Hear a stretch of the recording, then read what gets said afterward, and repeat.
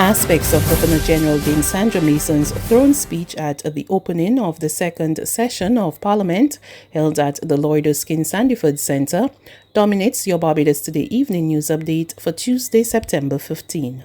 Thanks for joining us. Further relief is coming for persons who have been adversely affected by the COVID-19 pandemic.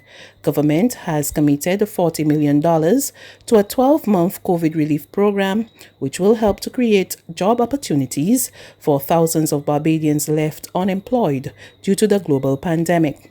In explaining the program, Governor General Dame Sandra Mason said workers would be contracted to work in various sectors throughout the next year. My government has settled on a $40 million COVID relief program, which will run for the next year. The COVID relief program will be designed to ensure that people in the country have work to which they can go.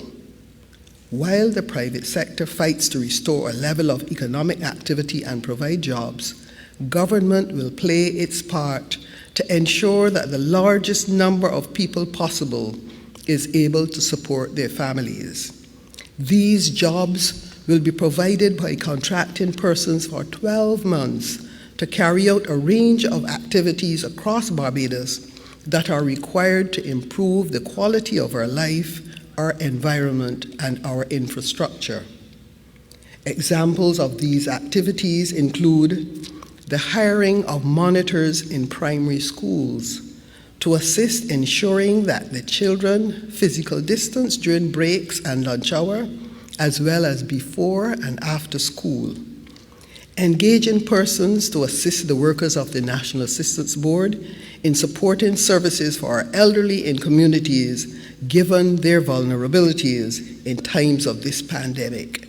Meantime, at least 75% of unemployed Barbadians in the hospitality and tourism sector are expected to be retained, earning 80% of their salaries again under the newly implemented Barbados Employment and Sustainable Transformation Program.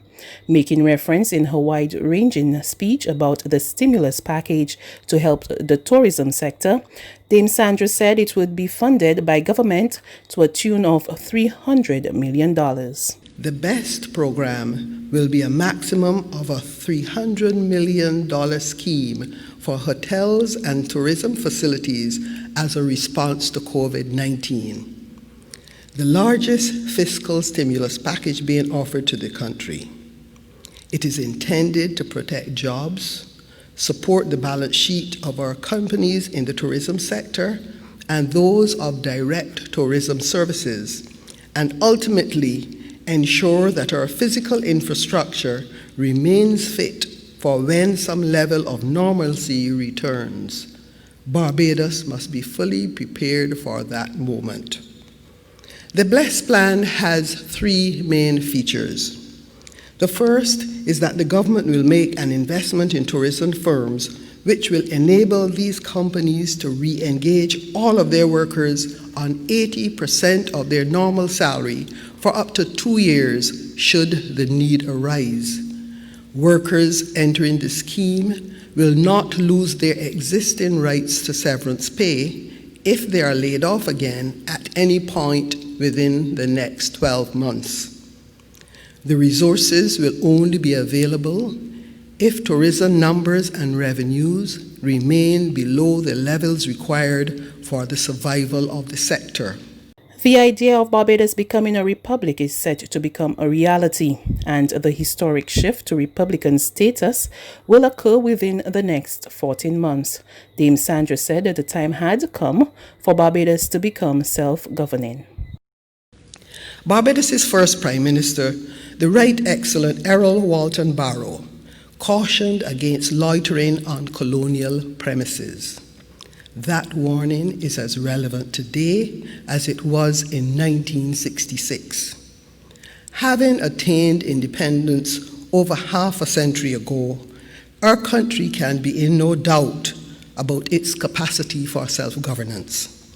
The time has come to fully leave our colonial past behind. Barbadians want a Barbadian head of state. This is the ultimate statement of confidence in who we are and what we are capable of achieving. Hence, Barbados will take the next logical step towards full sovereignty and become a republic by the time we celebrate our 55th anniversary of independence. Barbadians will have the final say on whether same-sex marriages will be legalized, but for the time being, government is willing to recognize civil unions for couples of the same sex. Dame Sandra said Barbados had come under heavy scrutiny from the international community for having a poor human rights record. My government is prepared to recognize a form of civil unions for couples of the same gender, so as to ensure that no human being in Barbados will be discriminated against in exercise of civil rights that ought to be theirs. The settlement of Barbados was birthed and fostered in discrimination, but the time has come for us to end discrimination in all forms. I wish to emphasize that my government is not allowing any form of same-sex marriage and will put this matter to a public referendum. My government will accept and be guided by the vote of the public as promised in the manifesto. The possession of small amounts of cannabis will no longer be deemed a criminal act. As part of efforts to free up police officers to deal with more serious matters, as well as the magistrates' courts, persons caught with 14 grams of cannabis or less will no longer be arrested and hauled before the law courts, resulting in a criminal record. Instead, tickets would now be issued to the culprits. Police may issue a ticket to a person in possession of half an ounce or less of cannabis, similar to a traffic ticket, and the person has 30 days to pay a fine of $200. The ticket will be called a fixed penalty notice. A person in possession of half an ounce or less who is under 18 years or who is 18 years or older and appears to the police to be dependent on cannabis will be referred to the National Council on Drug Abuse for counseling, in addition to paying the ticket. A person who smokes cannabis in public will not be arrested or detained. The police may issue a ticket to that person who will have 30 days to pay the ticket. It will be an offense to fail to pay a ticket for smoking in public or for possession of half an ounce or more. The offender is required to attend magistrate's court and may be ordered to do community service or pay a fine of $1,000. Meanwhile, the Upper House today formally elected Senator Reginald Farley as the new president of the Senate. The formal ceremony occurred just minutes before Governor General Dame Sandra Mason commenced her second throne speech. It is a pleasure, as the President indicated, to be back home in more ways than one. To be back home in Barbados and to be back into this honorable the Senate, where I had my first taste of parliamentary experience in September of 1994. I thank you for the warm welcome and look forward to our new session of hard work. And I would want, with your permission, Mr. President, to thank our hard-working public officials who facilitated and not only my return to Barbados, but all of the attendant arrangements. There's regional and international news after this short break.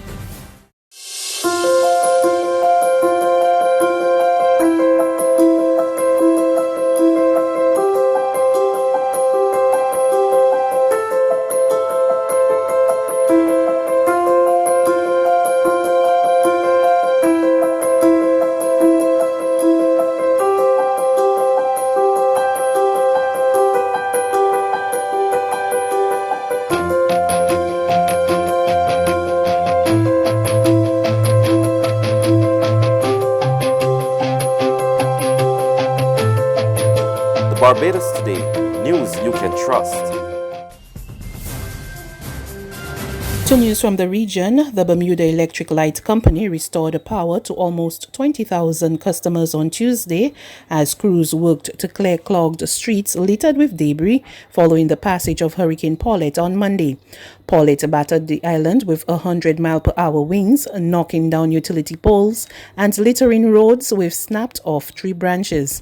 In the wake of the storm, soldiers were out on the road as part of the recovery effort, assessing the damage, clearing roads, and ensuring other emergency service and utility workers could travel freely. And finally, officials in Louisville, Kentucky have agreed to pay $12 million to the family of Breonna Taylor, a 26-year-old black woman who was killed in her home by police in March during a mistaken drugs raid. But while Taylor's family welcomed the settlement, they also demanded officers involved in her death face criminal charges. As significant as today is, it's only the beginning of getting full justice for Breonna.